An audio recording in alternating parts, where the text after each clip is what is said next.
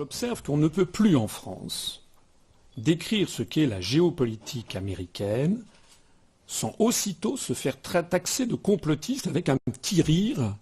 Sous-entendu, le pauvre, il faudrait qu'il aille quand même aller prendre des anxiolytiques et il est zinzin. Alors, je vous ai apporté, je vais le lire à haute voix, parce que je suis têtu.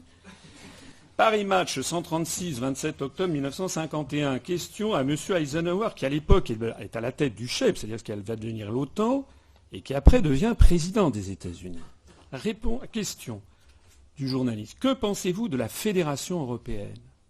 Réponse.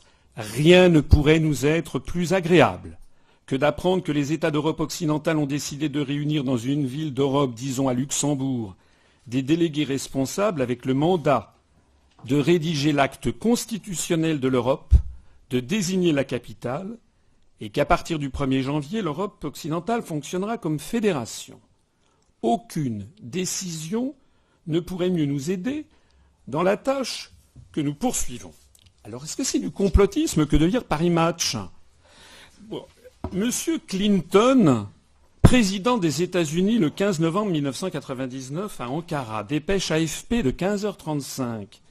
Je suis ferme dans mon soutien à la candidature de la Turquie. Je crois très fermement que l'une des 4 ou 5 questions pour cette partie du monde est de savoir si la Turquie deviendra un partenaire de plein droit de l'UE. Aucun pays de l'Union européenne, d'ailleurs, n'a rappelé son ambassadeur à Washington en disant que ce n'était pas les affaires des États-Unis de savoir qui devait entrer dans l'Union européenne. Monsieur George Bush, président des États-Unis, discours à l'université de Varsovie. La preuve qu'on n'est pas aux ordres des États-Unis, c'est que la Turquie n'est pas entrée et n'entrera très probablement pas. Oui, ça fait déjà 6 milliards d'euros que l'on a versé avec votre argent. La France payant 16%, ça fait déjà 1 milliard d'euros sur plusieurs années qu'on a versé de fonds de mise à niveau à l'entrée de la Turquie. Comprenez-moi bien d'ailleurs, hein. Moi je ne suis pas turcophobe. J'essaye simplement de comprendre pourquoi la Turquie doit entrer et pas la Russie. C'est ça que vous devez aller demander à votre député.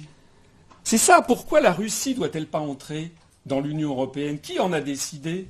Et qui a décidé que la Turquie doit y entrer? Il s'agit d'une manœuvre géopolitique qui a été précisée par le président George Bush, président des États-Unis. Vous voyez que c'est quand même au mieux, je ne peux pas faire mieux, comme source. Dans son discours à l'université de Varsovie le 15 juin 2001, toutes les nouvelles démocraties de l'Europe de la Baltique à la mer Noire et toutes celles qui se trouvent situées entre les deux doivent avoir la même chance pour la liberté et la sécurité, la même chance de rejoindre les institutions européennes. Toutes les nations devraient comprendre qu'il n'y a aucun conflit entre l'appartenance à l'OTAN et l'appartenance à l'UE. Nous faisons bon accueil à une Europe vraiment unie. C'est du complotisme.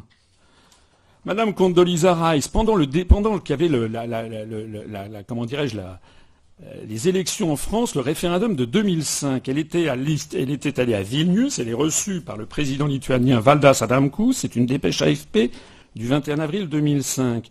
Nous avons fermement soutenu le projet européen, son achèvement ainsi que l'Union européenne. De notre point de vue, la poursuite du succès de la construction européenne est importante. Et puis, puisqu'on parlait tout à l'heure du référendum sur l'Écosse, est-ce que vous avez noté cette chose étonnante qu'il y a actuellement 2 projets de référendum, l'un pour l'indépendance de la Catalogne,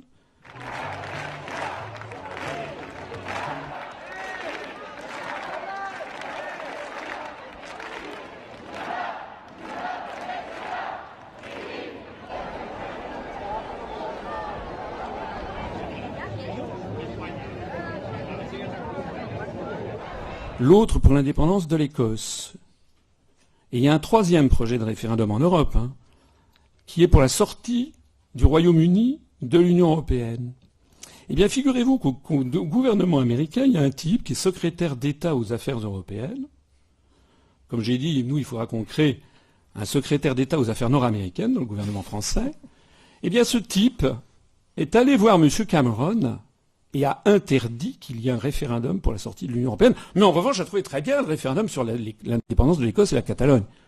La politique d'Europe des régions étant une politique typique de diviser pour régner, voulue par les anglo-saxons. Alors moi, j'insiste là-dessus parce que j'aime pas qu'on me traite de complotiste.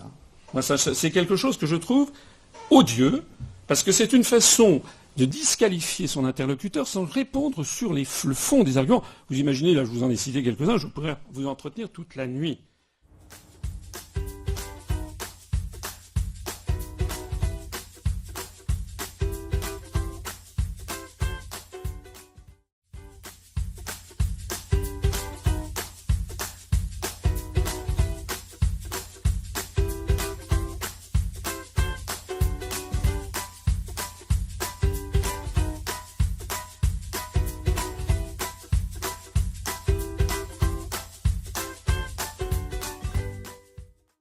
J'observe qu'on ne peut plus en France décrire ce qu'est la géopolitique américaine sans aussitôt se faire taxer de complotiste avec un petit rire.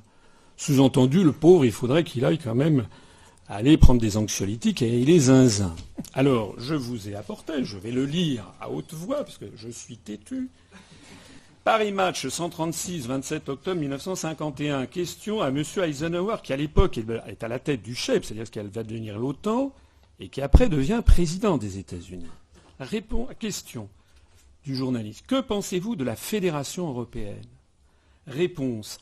Rien ne pourrait nous être plus agréable que d'apprendre que les États d'Europe occidentale ont décidé de réunir dans une ville d'Europe, disons à Luxembourg, des délégués responsables avec le mandat de rédiger l'acte constitutionnel de l'Europe, de désigner la capitale, et qu'à partir du 1er janvier, l'Europe occidentale fonctionnera comme fédération.